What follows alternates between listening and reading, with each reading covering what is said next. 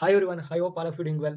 So ನಿಮ್ಮಲ್ಲಿ answer writing ಬರೀಬೇಕು brother, but introduction ಯಾವ ಥರ ಸ್ಟಾರ್ಟ್ ಮಾಡೋದು, ಕನ್ಕ್ಲೂಷನ್ ಯಾವ ಥರ ಏನು ಮಾಡೋದು, ಸೊ ಇಂಟ್ರೊಡಕ್ಷನ್ಗೆ ಯಾವ ಥರ ವರ್ಡ್ಸ್ನ ಸೇರಿಸೋದು, ಈ ಥರ ಡೌಟ್ ಇರುತ್ತೆ ನಿಮ್ಮಲ್ಲಿ. ಸೊ ಅದಕ್ಕೋಸ್ಕರ ಇವತ್ತು ನಾನು ನಿಮಗೆ ಒಂದು ಟ್ರಿಕ್ಸ್ನ ಹೇಳ್ತೀನಿ. ಆ್ಯಂಡ್ ಆಲ್ಸೋ ಇದು ಟಾಪರ್ಸ್ ಯೂಸ್ ಮಾಡೋದು ಇದೇ ಥರ ಅನಲೈಸ್ ಮಾಡಿ ರಿಸರ್ಚ್ ಮಾಡಿ ಹೇಳ್ತಾ ಇರೋದಿದೆ. ಓಕೆನಾ? ಏನಂದರೆ ಇಲ್ಲಿ ನೋಡಿ, ಇಂಟ್ರೊಡಕ್ಷನ್ ಕೀವರ್ಡ್. ಓಕೆನಾ? ನಮಗೆ ಈ ಥರ ಬರುತ್ತೆ. ಓಕೆನಾ? Context setting, problem statement, definition and explanation, scope and relevance. Okay, ಇಷ್ಟನ್ನ ನೀವು ಇಟ್ಕೊಂಡು, ಓಕೆನಾ, ಇಷ್ಟು ಕೀವರ್ಡ್ಸ್ನ ಇಟ್ಕೊಂಡು ಸ್ಟಾರ್ಟ್ ಮಾಡೋದು ಇಂಟ್ರೊಡಕ್ಷನ್ ಯಾವ ಥರ ಅಕಾರ್ಡಿಂಗ್ ಟು ಕ್ವಶನ್ ಯಾವ ಥರ ಕೇಳ್ತಾರೆ ಅದ್ರ ಮೇಲೆ. So for example international relation ಅಲ್ಲಿ ಕೇಳಿದ್ರೆ, ಸೊ ನಾವು ಈ ಥರ ಯೂಸ್ ಮಾಡೋದು ಯಾವ ಥರ, one of the key challenges is ಅಂತ, and the primary concern here is related to environment. ಓಕೆನಾ? In recent times international relation and historically ಅಂದರೆ ಹಿಸ್ಟ್ರಿಗೆ ಯೂಸ್ ಮಾಡೋದು, ಜನರಲ್ ಸ್ಟಡೀಸ್ ಒನ್ಗೆ. And in contemporary scenario, so IR and also agriculture, economics, ಈ ಥರ. With the advent of technology ಅಂತ ಬಂದರೆ, so science and technology ಈ ಥರ ಯೂಸ್ ಮಾಡೋದು. ಓಕೆನಾ? So given the current circumstances, so ಇದು ಕರೆಂಟ್ ಕಂಟೆಕ್ಸ್ಟ್ ಸೆಟ್ಟಿಂಗ್ ಅಂದರೆ ಕರೆಂಟ್ ಇವೆಂಟ್ಗೆ ನಾವು ಈ ಥರ ಕೀವರ್ಡ್ಸ್ನ ಯೂಸ್ ಮಾಡಬೇಕು. ಫಾರ್ ಎಕ್ಸಾಂಪಲ್ ಇಂಟ್ರೊಡಕ್ಷನ್ನ ಸ್ಟಾರ್ಟ್ ಮಾಡೋಕೆ. ಓಕೆನಾ?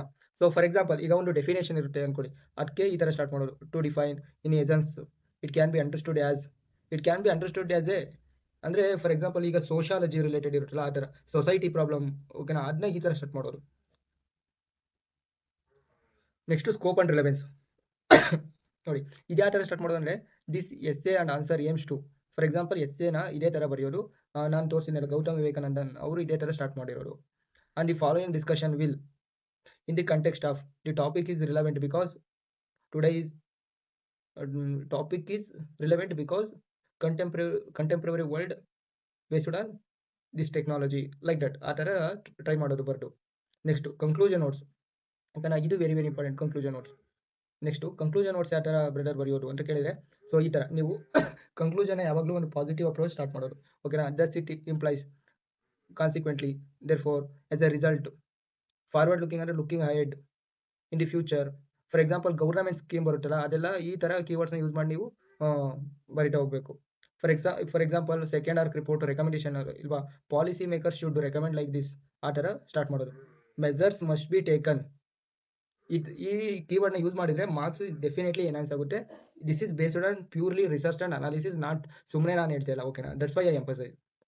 ಆ್ಯಂಡ್ ಬ್ರಾಡರ್ ಇಂಪ್ಯಾಕ್ಟ್ ಅಂದರೆ ಫಾರ್ ಎಕ್ಸಾಂಪಲ್ ವರ್ಲ್ಡ್. ಓಕೆನಾ? ದಿಸ್ ಈಗ ದಿಸ್ ವಿಲ್ ಕಾಂಟ್ರಿಬ್ಯೂಟ್ ಟು, ಅಂದರೆ ಈಗ Venezuela contribute how much oil supply to world. For example African countries contribute how much iron ore to world. ಈ ಥರ ನೀವು ಇದನ್ನ ಕನ್ಕ್ಲೂಷನ್ಗೆ ಸ್ಟಾರ್ಟ್ ಮಾಡೋದು. And India how much means India's contribution ನೀವು ಈ ಥರ ಏನು ಮಾಡಬೇಕು, this will contribute this much of carbon oxygen and releases this much of environmental solutions. ಆ ಥರ ನೀವು ಈಗ ಈ ಥರ ಒಂದು ಸೊಲ್ಯೂಷನ್ ಓರಿಯೆಂಟೆಡ್ ಬರೆಯೋರು. And using this keywords appropriately can help in structuring your answer effectively, ensuring clarity and coherence in your arguments. Okay na? So this is small video for you guys. I hope this video definitely helps to you. And ಯಾರ್ಯಾರು U P S ಸಿಗೆ ಓದಬೇಕು ಅಂತ ಇದ್ದೀರಾ and U P S ಸಿಗೆ ಓದ್ತಿದ್ದಾರೆ, this video definitely helps to writing answers, especially ಕನ್ನಡದಲ್ಲಿ ಯಾರು ಬರೀತಾವ್ರೆ ಆ್ಯಂಡ್ ಆಲ್ಸೋ ಈಗ ಬಿಗಿನರ್ಸ್ ಇರ್ತಾರಲ್ಲ ಅವ್ರಿಗೆ ಹೆವಿ ಹೆಲ್ಪ್ ಆಗುತ್ತೆ. And please share this video until reach our U P S C aspirant. Thank you guys.